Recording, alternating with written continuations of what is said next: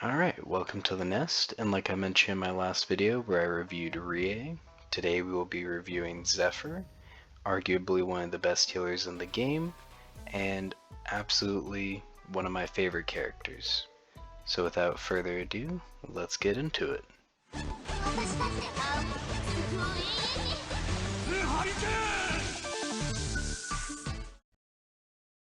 Now as always, let's hop into the character profile readout.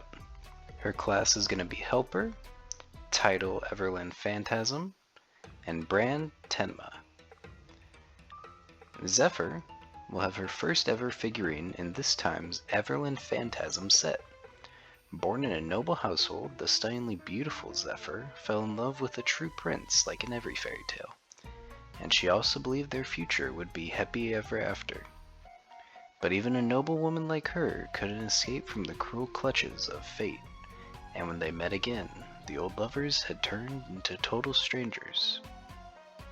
I do appreciate her profile more than others compared to the ones I've read so far, because a lot of them have been more focused on just describing why the design is the way it is, which I don't mind.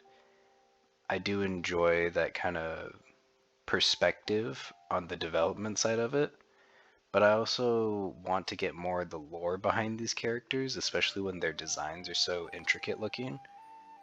It's nice to know why they look the way they do, but then it's also nice to understand how that kind of clues us into their lore. Like here, I definitely get a sense of nobility from her, but I also get like a bit of kindness, kind of dreaminess almost. But altogether, I wasn't a big fan of her design initially.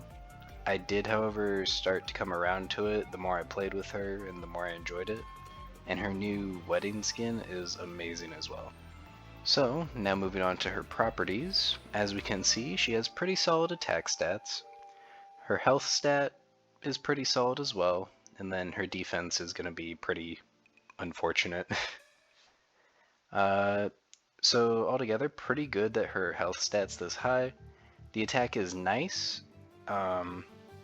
I don't believe it plays into any of her main abilities, but it's nice to just have that extra hit, you know? Okay, now let's get into her skills. Starting with her basic attack, Sparkling Crystal, range 6 slots.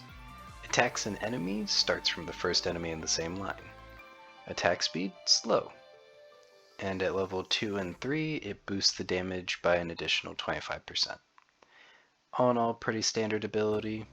A lot of characters have a pretty plain basic attack like that, give or take the speed. But now into the more interesting part. So for her ultimate, As Your Promise, initial energy 36, energy regeneration rate of 8 per second, heals all your figurines. The higher Zephyr's max health, the more health restored, and restores 16 energy for each teammate. And then at level 2, increases the amount of the health restored by 10% and energy to 20. Also, frosts 2 random enemies for 5 seconds. And at level 3, increases the amount of the health restored by 15% and energy to 24 for teammates. And then down here we just have a little explanation of what frost does. I'm not going to read that, but basically this is going to make her a good support, especially for frost teams. And once you get it to level 3, it's going to really give you that kick in the health restoration as well as the energy restoration. So she's kind of like an Energizer bunny for your team in a way.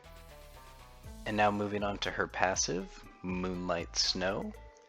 Support passive, boosts adjacent allies' ultimate power by 20% at the start of each battle. This will be adjusted by the figurine's support bonus. And then at level 2, restores adjacent allies' energy by 2 every second. And at level 3, supports all allies, boosts ultimate power by 32%. There's a part set that boosts ultimate power by like 40%. So this stacked with that part set is going to be really strong for ult-based characters like Rie or Vazarin, as well as the energy restoration you get from this stacked with her ult. She's going to start to regenerate ultimates even more, so you're really going to want to pair her with ultimate heavy characters Another good one would probably be Zerola. And then another thing to keep in mind here is that these bonuses will be reduced slightly if there is another helper on the field, but at least in practice, the reduction isn't too neutering.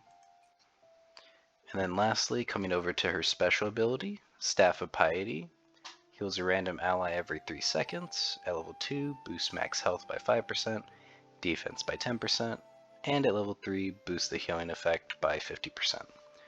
Another pretty standard ability, but very nice to have. So altogether, she's going to be a really strong healer, but she's also going to be very effective at providing energy for the team, as well as giving an extra kick and damage for ultimate base characters like Zerola, Rie, Vazarin. So she's really going to help bring those teams together. So now that we've gone over her main profile and abilities, let's go take a look at her guide. Alright, today we're going to start a little different in this section with the reviews, just to take a look at her rating, a 9.9, very solid. And just to quickly glance at some of the comments here, Caprice, ult is slow, but man does she put in work when you need it, pair with low cost ults and spam cycle. Can't argue with that, pretty on point. Grats, you've unlocked easy mode by Ara Enjoyer. Also very true, with her on your team, having your ult down is basically a non-issue after you get started. And then Epic 7, heal, ult, boost, and frost, I'm in. Another one I have to agree with, especially on the frost point, because in my opinion it's looking like frost is just better than ignite, because they both take off damage over time, but frost also reduces defense, and it just has a lot more strength to it from what I've seen. I may need to play more with the element, but altogether it just looks like the better one for me. So for recommended sets, obviously energy set, which makes sense because the quicker she gets her ult, the quicker everyone gets energy. And then health set, also pretty clear, everyone gets more health because the higher her health is, the more everyone else will be restored. And over in common, we get a support bonus set as a recommendation. Pretty easy to see. As for badges, we're going to see Eternal Eden, another HP boost, as well as giving her a chance to regenerate health whenever she takes damage, which is actually going to be really useful later on when a lot more enemies have AoE attacks. And the last badge it recommends is going to be End Time Destiny, which boosts healing and shielding. Pretty easy to see why that's amazing. So now let's quickly cover a couple of teams. Alright, so now looking at potential teammates. Now, like we said when we were doing the skill analysis and read-through, obviously Zephyr is going to be very important for boosting the energy in a team.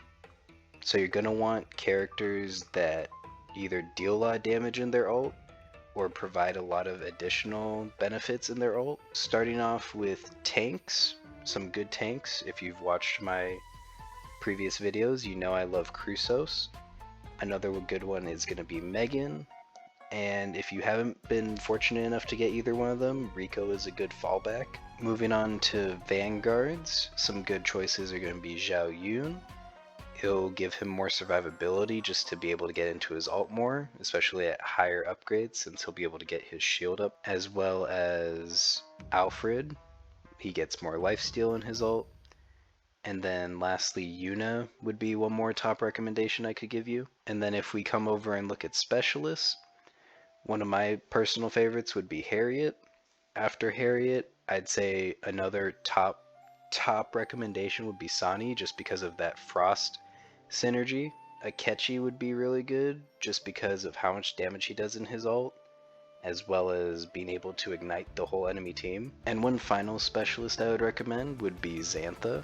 She does so much damage with her ult, it is unbelievable. If we take a look at militarists, Vazarin is going to be just an easy recommendation. She synergizes with Frost, relies on her ult for massive damage.